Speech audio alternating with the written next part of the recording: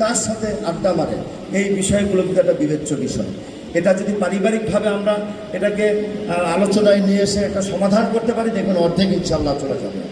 আমরা কথায় বিশ্বাসী না, আমরা করব কাজ গর্ব দেশ, সবার আগে বাংলাদেশ, এই স্লোগান এবং এলাকার উন্নয়নের জন্য যা যা প্রয়োজন আমি মাননীয় মন্ত্রী, আমাদের স্থানীয় সরকার মন্ত্রণালয়ের আন্ডারে ঢাকা সিটি কর্পোরেশন আমাকে ইতিমধ্যে উনি প্রতিদিন আমাকে নির্দেশ প্রদান করেন।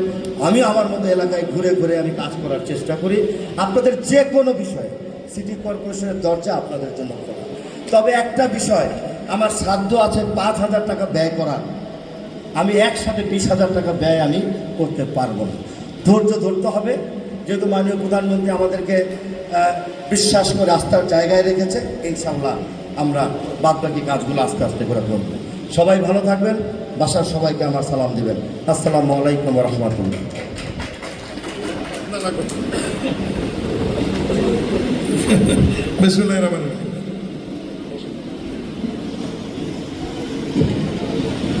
আজকের এই মত বিনিময় সভায় উপস্থিত আমার শ্রদ্ধেয় বাংলাদেশের সম্মানিত, মহান আল্লাহর রহমতে আমি মনে করি যে বাংলাদেশের মানুষ সৌভাগ্যবান এই কারণেই যে তারা এই বাংলাদেশে তারেক রহমানের মতো একজন সংসদ নেতা এবং ডাক্তার শফিকুর রহমানের মতো একটি বিরোধী নেতা পেয়েছেন আল্লাহর রহমতে, এবং দুইজনের কেমিস্ট্রি এত সুন্দর।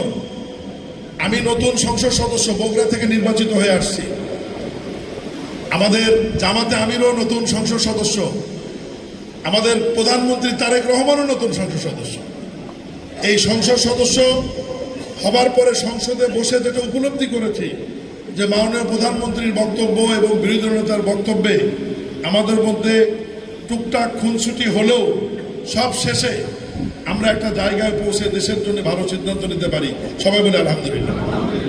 প্রাজ্ঞভাবে দূরদর্শিতার সহিত বুদ্ধিমত্তার সহিত তার নির্বাচনী এলাকার উন্নয়নের দায়িত্বটি উনি প্রধানমন্ত্রীর ঘাড়ে দিয়েছেন। প্রধানমন্ত্রী অ্যাকসেপ্ট করেছেন। প্রধানমন্ত্রীও তার বাজেট বক্তৃতায় বলেছেন যে বিরোধী দলীয় নেতার নির্বাচনী আসনের উন্নয়ন এবং দেখভালের দায়িত্ব আমি গ্রহণ করলাম।